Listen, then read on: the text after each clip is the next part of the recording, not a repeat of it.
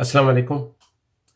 Zahid Awan America के शहर Kansas city से आपकी खिदमत में एक नए यूट्यूब चैनल ग्लोबल अफेयर्स के साथ हाजिर है। इस चैनल पर आपको दुनिया भर के हालात से आगाह रखा जाएगा। उम्मीद है कि आपको ये मालूमात पसंद आएंगी और आप ये चैनल न सिर्फ खुद सब्सक्राइब करेंगे बल्कि अपने जानने वालों को भी इसके बारे में आगाह करेंगे।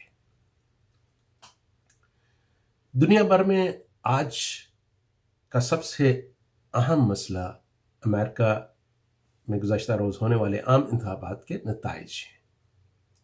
आपको इल्म होगा कि इस वक्त जो बाइडन 264 इलेक्टरल वोट्स लेकर बर्तरी में हैं, जबकि मौजूदा अमेरिकी सदर डोनाल्ड ट्रंप के पास सिर्फ 214 वोट हैं। और मसला सिर्फ अब चंद स्विंग स्टेटों के नताइज के ऊपर रुका हुआ है और ये कब हल होगा ये भी एक सवालिया निशान है। लेकिन जो इस वक्त तक की सूरत हाल है उसके मुताबिक जो बाइडन जो है वो वाज़े बर्तरी के साथ जीत रहे हैं और उनके जीतने के इम्कानात भी बहुत ज़्यादा है। अमेरिका में हालात जो हैं वो आहिस्ता आहिस्ता नाखुशगवार होते जा रहे हैं। लोग सड़कों पे ऑलरेडी आ चुके हैं। दोनों पार्टियों की तरफ से ये कोशिश की जा रही है कि एक तरफ तो लोग कह रहे हैं कि वोट को इज्जत दो, ये आपने वैसे सुना होगा उधर भी, लेकिन यहाँ पे ये है कि वोट काउंट किए जाएं, सारे के सारे वोट लास्ट वोट तक काउंटिंग होनी चाहिए। जबकि दूसरी तरफ जो डोनाल्ड ट्रंप की पार्टी है रिपब्लिकन, वो ये कहते हैं कि नहीं, इलेक्शन को जो कुछ भी वोट हो चुके हैं गिन चुके हैं वो उनको बंद करें और अब जो है वो अगर आपने मज़ीद जारी रखा तो हम सुप्रीम कोर्ट में जाएंगे। तो ये हालात जो हैं वो सुप्रीम कोर्ट में जाने वाले हालात एक दफ़ा पहले भी हो चुके हैं। 2000 में हमें याद है कि जब अल गोर और बुश के इलेक्शन हो रहे थे तो भी मसला सुप्रीम कोर्ट में जाके अटका था। अब ये इलेक्ट्रल वोट्स जो हैं जो 264 बाइडन के पास हैं और उसको 270 चाहिए जीतने के लिए, तो अभी सिर्फ और सिर्फ उसके पास 6 वोटों की कमी है तो वो जीत सकता है। ये इलेक्ट्रल वोट्स होते क्या हैं? इसमें ज़रूरी नहीं है कि प्रेसिडेंट जो वाज़े बर्तरी हासिल करे वोटों में वही कामयाब करार दिया जाए, क्योंकि 5 दफ़ा अमेरिका की तारीख में ऐसा हुआ है कि जो सदर मुंतखब हुआ है वो पॉपुलर वोट तो उसने बहुत ज़्यादा लिए अपने हरीफ की निस्बत, लेकिन इलेक्ट्रल कॉलेज के वोट वो नहीं हासिल कर सका जिससे वो हार गया। तो इलेक्ट्रल कॉलेज के वोट्स हासिल करना ज़्यादा ज़रूरी होते हैं एज़ कम्पेयर टू के जो मजमूई तौर पर आप वोट लेते हैं। बहुत से लोगों को इस इलेक्ट्रल कॉलेज के वोटों के तरीक़ेकार के बारे में इल्म नहीं है, तो उसके बारे में थोड़ी सी मैं आपको मालूमात फराहम कर देता हूँ कि जब अमेरिका आज़ाद हुआ था तो इस वक्त सदर के इंतखाबात के तरीक़ेकार के ऊपर काफ़ी इख्तिलाफ़ात पैदा हो चुके थे। कुछ लोगों की राय थी कि कांग्रेस के नुमाइंदगान जो हैं वो सदर का इंतखाब करें, जैसा कि पाकिस्तान, बरतानिया, भारत, दूसरे पार्लिमानी ममालिक में होता है कि कौमी असम्बली वज़ीर आज़म को मुंतखब करती है, कौमी असम्बली में जो अवामी नुमाइंदगान होते हैं। इसी तरह यहाँ पे भी लोगों का ख्याल था कि भाई जो कांग्रेस में अवामी नुमाइंदगान आएंगे वो सदर का इंतखाब करें, लेकिन दोनों फ्रीक जो हैं इस पर राज़ी नहीं थे। तो इत्फाक इस चीज़ पे हुआ कि इलेक्ट्रल कॉलेज का तरीक़ेकार अपनाया जाए और यही तरीका 200 साल हो गए हैं अभी तक जारी है। इसको तब्दील करने के लिए आपको आइन में तरमीम करनी पड़ती है और आइन में तरमीम करना امریکہ کے اندر ناممکن تصور کیا جاتا ہے۔ اس وقت پورے امریکہ میں 538 الیکٹرل کالج کی ووٹس ہیں، جس میں سے آدھی سے زیادہ 270 ووٹ حاصل کرنے والا کامیاب قرار پاتا ہے۔ اب یہ جو 538 الیکٹرل کالج کے ووٹس ہیں، یہ کیسے آتا ہے؟ تو اس کا طریقہ کار یہ ہوتا ہے کہ ہر ریاست کانگریس میں اپنی نشستوں اور آبادی کے تناسب سے مخصوص الیکٹرل منتخب کرتی ہے، اس کو ملتے ہیں۔ مثلا کینسس جس اسٹیٹ میں رہتا ہوں، یہاں پہ آبادی بہت کم ہے، تو یہاں پہ صرف 6 الیکٹرل کالج کے ووٹس ہیں، جبکہ کیلیفورنیا کی آبادی بہت زیادہ ہے، وہاں پہ 55 ہیں، اور ٹیکسس میں 38، اسی طریقے سے فلوریڈا میں 29 اور نیو یارک میں بھی 29 ہیں۔ تو آبادی اور عوامی نمائندگان کی تناسب جو ہوتا ہے کانگریس میں، اس کے مطابق جو ہے یہ ووٹس تقسیم ہوتے ہیں، اور جو امیدوار جس اسٹیٹ میں سب سے زیادہ ووٹ لے لیتا ہے، اس کو اس اسٹیٹ کے سارے الیکٹرل ووٹ مل جاتے ہیں۔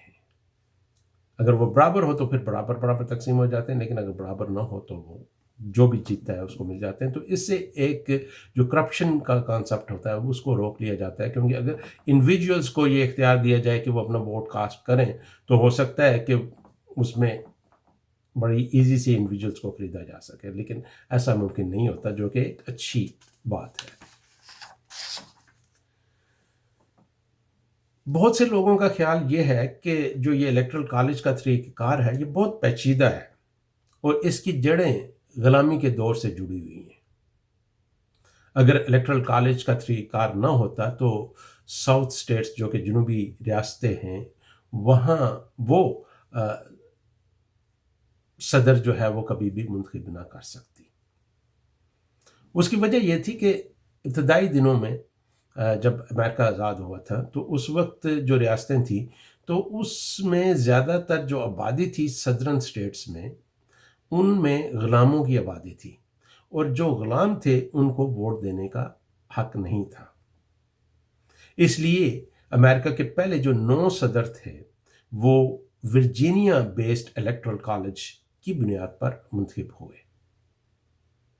ایک اور رائے یہ ہے کہ اس طریقے کار کی وجہ سے صدر جو ہے وہ اپنے انتخابی مہم کے دوران کم آبادی اور چھوٹی ریاستوں کو نظر انداز نہیں کر سکتا، کیونکہ بہت دفعہ ایسا ہوا، جیسے کہ میں پہلے بھی آپ کو بتا چکا ہوں، کہ مجموعی ووٹ لینے سے زیادہ الیکٹرل ووٹ لینا صدر کے لیے اہم ہوتا ہے، اس لیے وہ چھوٹی چھوٹی اسٹیٹوں پہ بھی توجہ دیتا ہے تاکہ وہاں کے بھی ووٹ حاصل کیے جا سکے۔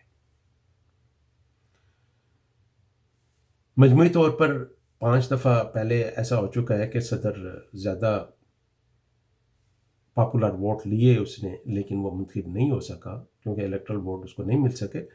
اس کی مثال 1824، 1876، 1888 اور 2000 اور 2016 ہے، جس میں لاسٹ الیکشن میں ہلری کلنٹن کو پاپولر ووٹ جو تھے وہ زیادہ ملے تھے، اور ڈونلڈ ٹرمپ کو کم ملے تھے، لیکن ڈونلڈ ٹرمپ الیکٹرل کالج کی بنیاد پر جیت گئے تھے۔ اسی طریقے سے اس سے پہلے 2000 میں بھی یہی ہوا تھا۔ اب اس کا ایک اور نقصان ہوتا ہے کہ صدارتی امیدوار جو ہیں اپنی انتخابی مہم کے دوران جو بڑی اسٹیٹیں ہیں، اب امریکہ اتنا پولرائزڈ ہو چکا ہے کہ اس میں واضح جو ڈیوائڈ ہے، وہ ملک تقریباً 2 حصوں میں تقسیم ہے، ریپبلکن اور ڈیموکریٹس۔ تو کچھ ریاستیں ایسی ہیں جہاں پہ جن کو سوئنگ سٹیٹس کہتے ہیں، جہاں پہ یہ ممکن ہوتا ہے کہ وہاں پہ کچھ ووٹرز کو اگر آپ اپنے ساتھ ملا لیں تو آپ برتری حاصل کر سکتے ہیں۔ جبکہ بڑی ریاستیں جیسے کیلیفورنیا ہو گیا، نیو یارک ہو گیا، وہ ڈیموکریٹس کو پتہ ہے کہ جی یہ ہمارے پاس ہی ہوں گی اور یہ ہمیشہ ہمیں ووٹ دیتے ہیں، تو یہ ووٹ پکے ہیں یہاں سے۔ اسی طریقے سے ریپبلکن کو پتہ ہے کہ ٹیکسس اور کچھ اور صدرن ریاستیں وہ ساری ان کی جیب میں ہیں اور وہ کبھی بھی ان کے خلاف نہیں جائیں گی، تو لہٰذا وہاں سے ووٹ مل جائیں گے۔ تو وہ کوشش یہ کرتے ہیں کہ جو سوئنگ سٹیٹس ہیں وہاں پہ جا کے اپنی کمپین کی جائے تاکہ ان کے ووٹ حاصل کیجیے۔ اور آج کل بھی جو حالات رکے ہوئے ہیں، پھنسے ہوئے ہیں، وہ بھی سوئنگ سٹیٹس میں ہی پھنسے ہوئے ہیں۔ اب دیکھیں وسکانسن میں صرف 20,000 ووٹوں کا فرق ہے، جو کہ ٹرمپ نے آلریڈی کہہ دیا ہے کہ وہ اس کو سپریم کورٹ میں لے کے جائیں گے اور ریکاؤنٹنگ کے لیے کہیں گے۔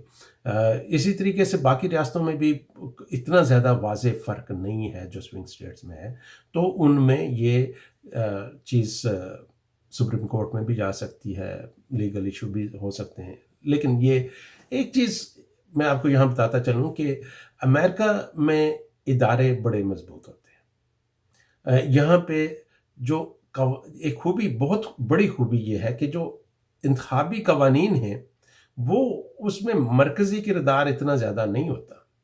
انتخابی قوانین جو ہیں وہ ریاستیں خود بناتی ہیں اور خود ہی ان کو لاگو کرتی ہیں، اور اس میں وہ مکمل طور پر آزاد ہوتی ہیں۔